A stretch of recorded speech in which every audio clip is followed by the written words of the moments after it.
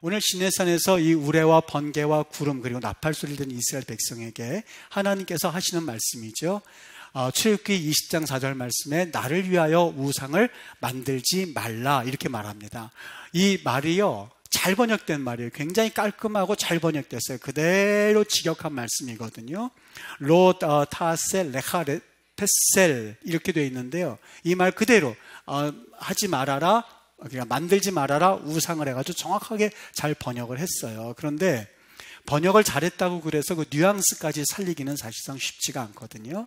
그게 무슨 이야기냐면 여기 로타세라고 그래서요, 이 부정어를 말할 때 두 가지 종류가 있어요. 하나는 알이란 말과 하나는 로라고 하는 말이거든요. 전제 알이라고 하는 말은 조금 약해요. 그냥 좀 하지 마십시오 뭐 이런 거지만, 로라는 말을 쓸 때는 절대로 이런 말이 담겨져 있어요. 명령이 더욱더 짙어지는 거예요. 그러니까 절대로 하지 말아라 하고 나서 그 다음에 뭐라고 돼 있냐면 레카테 페셀 이렇게 돼 있는데 그 다음 거를 목적어를 그 뒤에다 놨어요. 우상을 이라는 말인데요, 이것도 강조하기 위해서 어떤 방법을 쓰냐면 원래는 우상이란 말이 앞에다 써야만 해요. 페셀을 뒤에 앞에다 쓰고 그 다음에 로타세 이렇게 하는 게 실은 어순에도 맞거든요. 그런 경우가 종종 있거든요. 그런데 이것을 바꾸어 놨어요.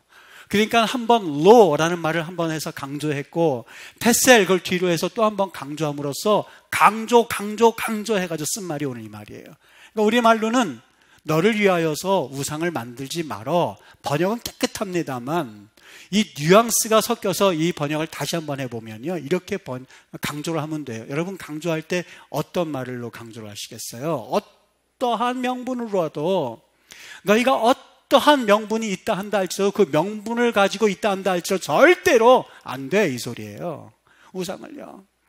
여기 어떤 명분으로라도 라고 말했던 그 이유는요, 이스라엘 백성들이 우상을 섬길 때에 나름대로는 명분이 있었다는 거예요. 너희들이 우상 섬기지 말아 했었을 때 하나님 이게요 라고 하는 나름대로의 명분이 있다고 했을 때에 그 명분이 있다 한다 할지라도 너는 안 된다는 거예요. 오늘 어떤 명분이 그들에게 있었는지 아세요? 출애굽기 32장 1절과 2절을 보면 그들이 왜 이 금송아지를 만들었는가 하는 것을 우리에게 알려주고 있거든요. 백성이 모세가 산에서 내려옴이 더딤을 보고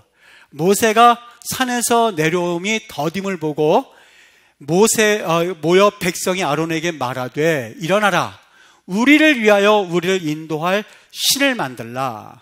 이 모세 곧 우리를 애굽 땅에서 인도하여 낸 사람은 어찌 되었는지 알지 못함이니라. 그들에게 말하기를 너희 금고리를 가져오고 빼어서 내게로 가져와서 만들자 하는 것이 우상을 만들게 된 동기였었어요. 동기가 뭐라고요? 모세 때문이었었어요. 여러분, 모세는 그냥 그들 리더 그 이상이었었어요. 왠지 아십니까? 하나님께서 모세를 통해서 기적을 베풀어 주시긴 하셨는데, 여러분 이런 것과 똑같아요. 저기 좀 보세요 그러면 저기를 봐야 되잖아요. 그런데 이스라엘 백성들이 저기를 보세요 했더니 저기를 보는 게 아니라 그걸 가리킨 손가락을 보고 있었던 거예요. 다시 말하면 기적을 보여주고 하나님의 이적을 드러낼 때는 뭘 가르쳐주는 말이에요? 나를 좀 바라보라는 거예요. 내가 전능의 하나님이라는 거예요. 그런데 이스라엘 백성들은 전능의 하나님을 바라본 것이 아니라 하나님이 사용한 모세를 바라보면서 그 모세가 그들에겐 절대적인 리더의 역할을 하고 있었고, 지금 자신들에게 기적을 베풀었고 자신들에게 기적을 보여줬던 모세가 46일 동안 물도 없이 식량도 없이 그 시내산 호렙산에 올라간 것을 보고 덜컥 겁이 난 나머지 마음이 불안해지기 시작했었던 거예요. 분명히 46일이 지났을 경우에는 이 사람은 죽었을 것이 뻔한데 이제는 어떻게 되는 건지 어떡하긴요.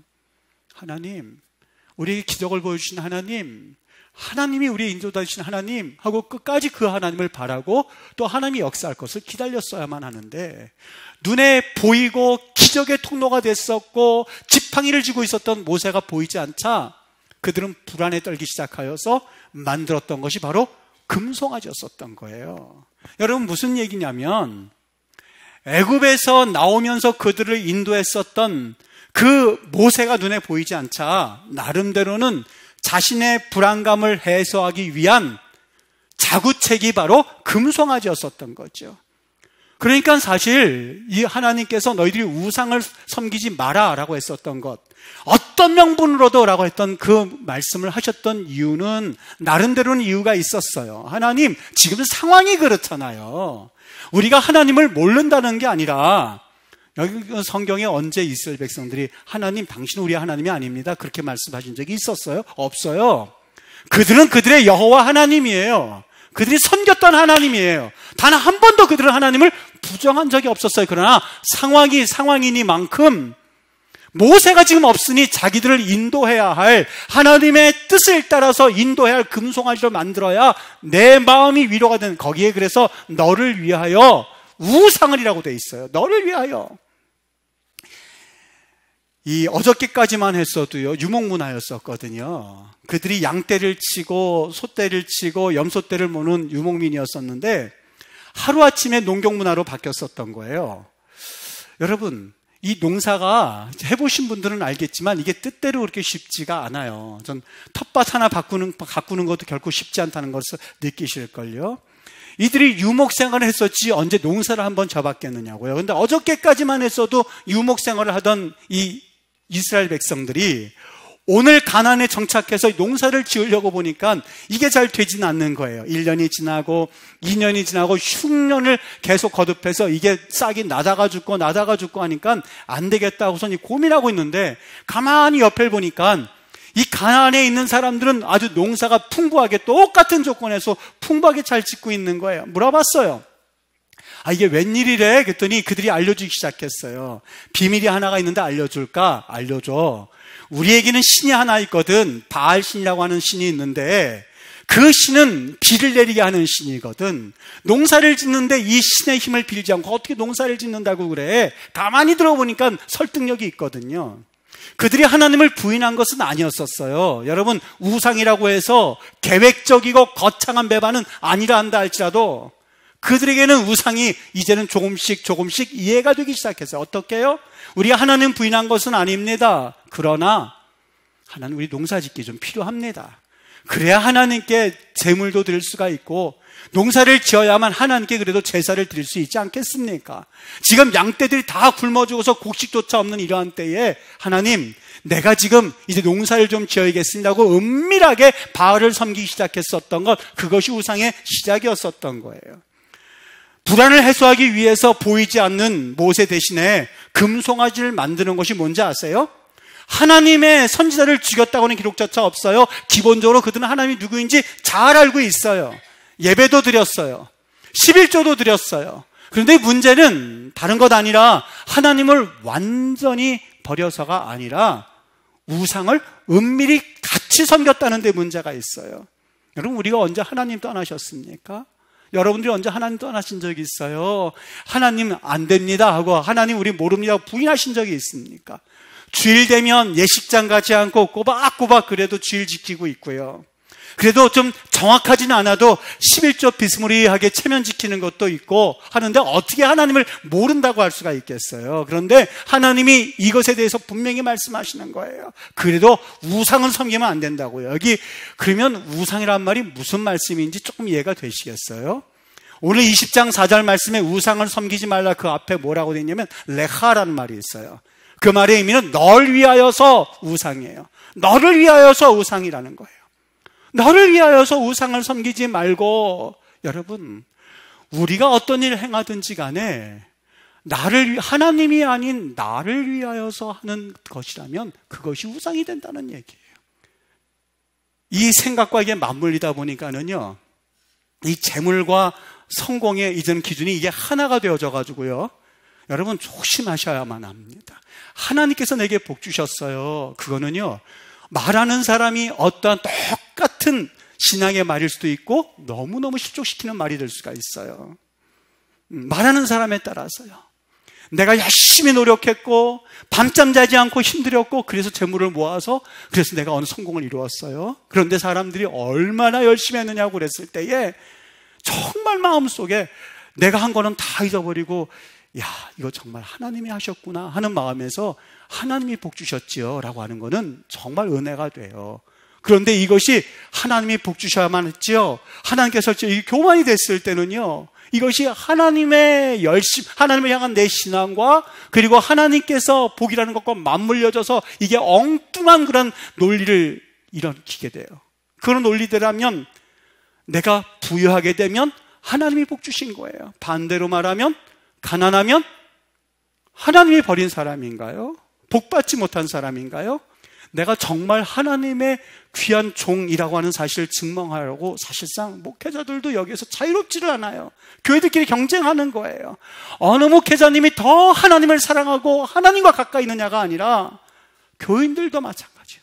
규모가 큰 교회의 목회자는 하나님께 큰 사랑을 받은 목회자이고, 작은 삼각교회 목회자는 인생의 실패자처럼 여기고, 하나님께 축복받지 못한 목회자로 여기는 그런 사고가 우리에는 없겠습니까? 그게 바로 요한계시록의 교회였었어요. 정말 이곳 교회 중에서 라우디오 교회가 있었거든요. 정말 크고 부유한 교회였었어요. 아마 커피숍도 있었던 것 같아요. 엘리베이터도 있었던 것 같아요. 거기에는 여러 가지 편의시설이 있었던 것 같아요. 사람들이 모여서 다 같이 식사할 수 있는 의리의리한 식당도 있었던 것 같아요. 교제 장소도 있었던 거고 교육시설도 잘 갖춰져 있었어요. 최고의 시설을 갖춘 교회였었어요. 누가 보기에도 복 받은 교회였었어요. 하나님이 뭐라고 판단하셨게요?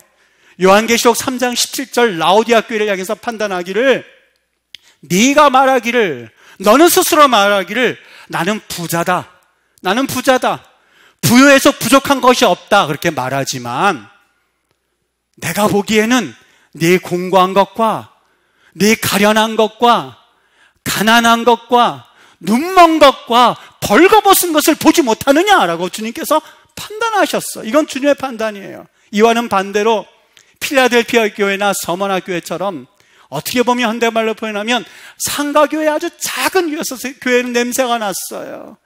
볼품이 없었어요. 주차시설은커녕 사실 월세 내기도 바쁜 교회였었어요. 커피숍이요? 앉아서 밥 먹는 공간조차도 없는 그러한 장소였었어요. 누가 보기에도 실패한 목회자 담임 목사가 서만학교회 담임 목사였었고, 누가 보기에도 축복받지 못한 교회 담임 목사가 필라델피아 교회였었어요. 그들을 향해서 주님께서 뭐라고 평가하는지 아십니까? 요한계시록 2장 9절 서만학교회야, 내가 네 환난과 궁핍을 알거니와 실상은 뭐라고요? 네가 부유한 자야 이놈아.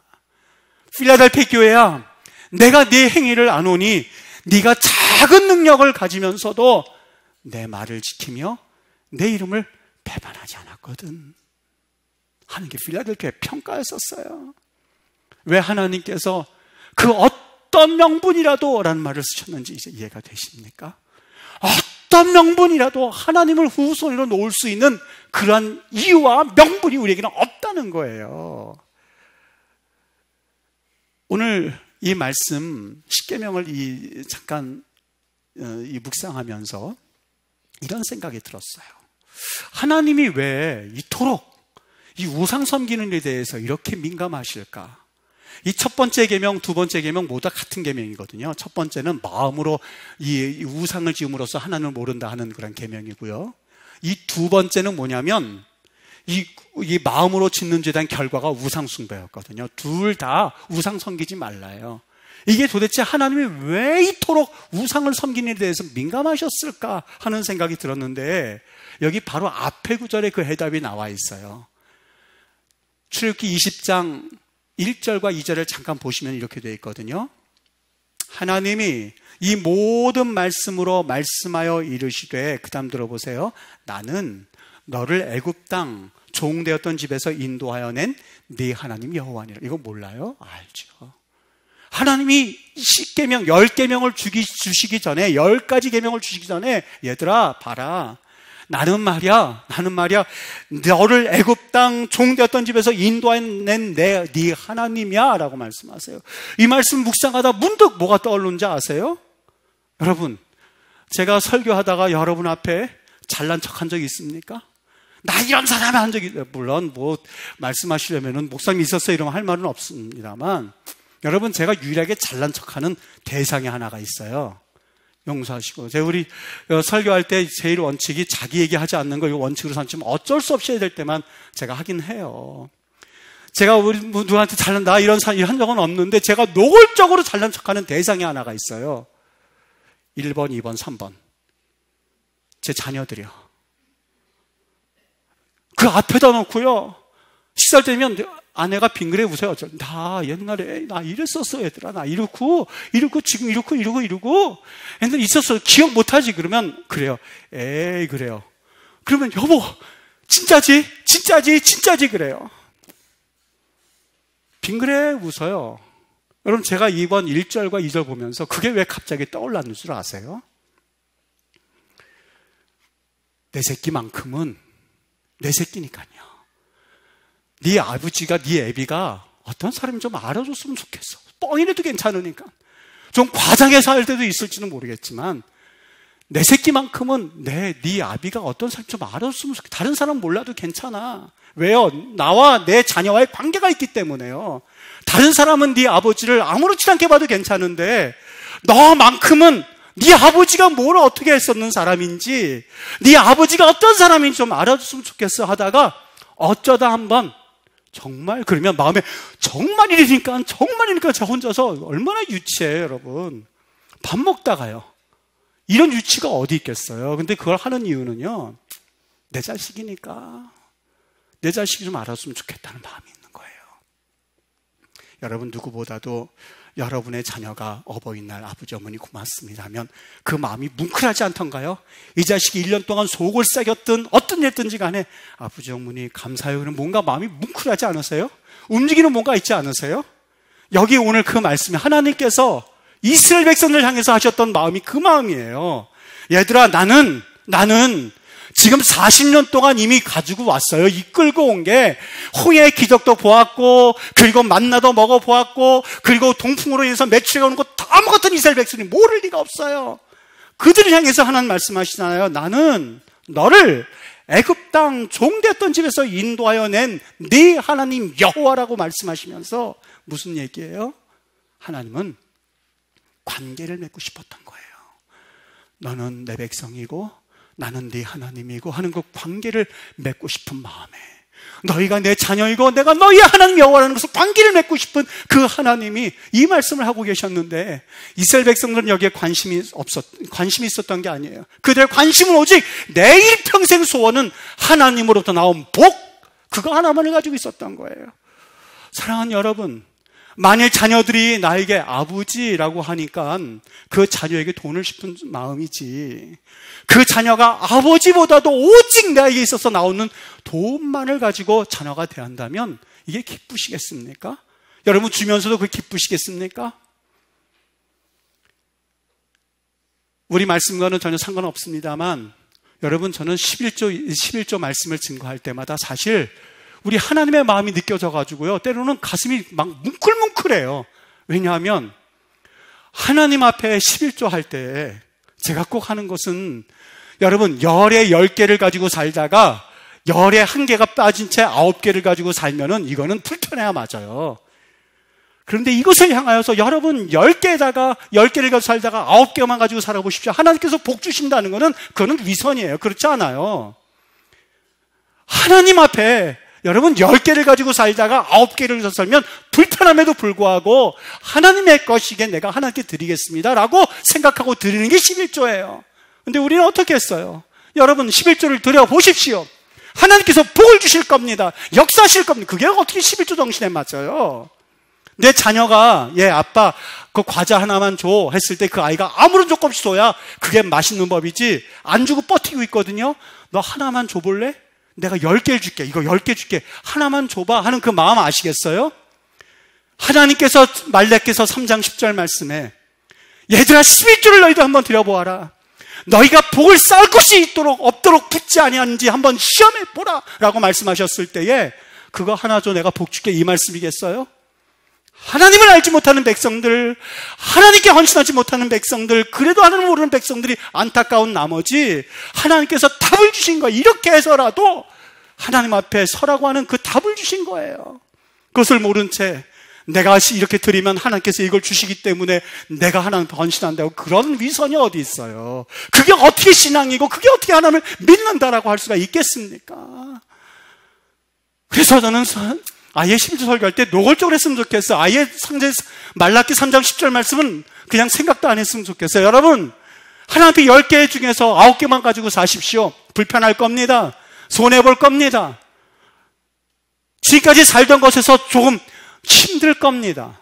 그래도 하셔야만 합니다. 그리고 나서 하나님께서 복 주셨다면 하나님 말씀이 맞네 라고 살아야 그것이 올바른 기독교인의 모습이지요. 우리 하나님이 거짓인가요?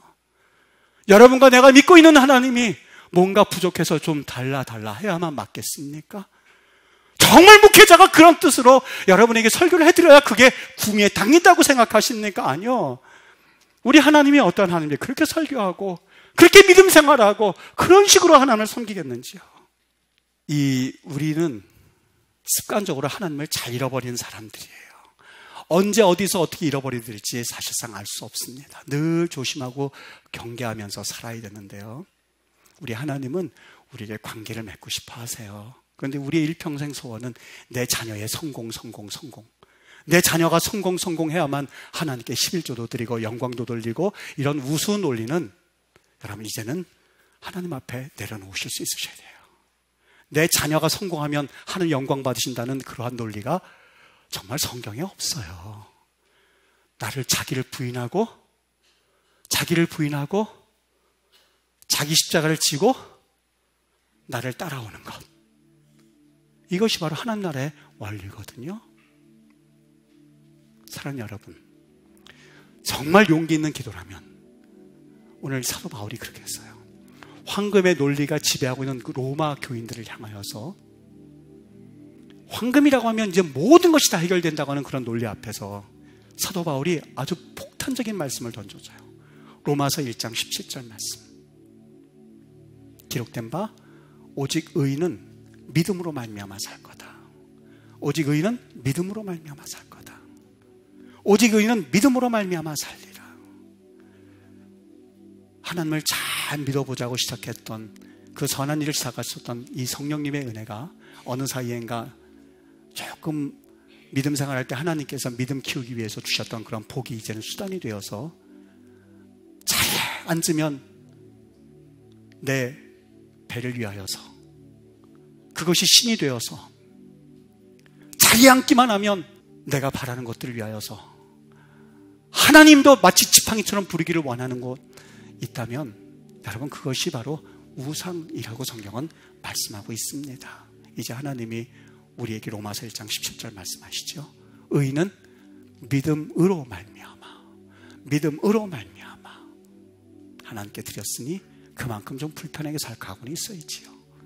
하나님께 시간을 드렸으니 내 시간 당연히 못 쓰는 게 그걸 맞지요. 그걸 어떻게 해서든지 간에 그걸 손해봤다고 하면 그게 무슨 말이 되겠습니까? 내 뜻이 중요한 게 아니라 기도라도 한번 해봐야지요. 하나님 뭐라고 말씀하시는지. 하나님의 뜻이라면 이라고 하는 그런 각오가 있어야지요. 예수 믿는다고 하면서 여러분 자랑거리 버려졌습니까? 예수 믿는다고 하면서 하나님의 나라의 소망이 자랑스럽습니까?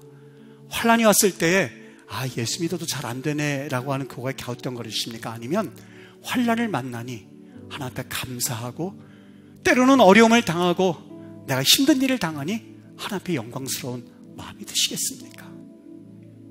이 목사 앞에서는 또 여러분들 앞에서는 서로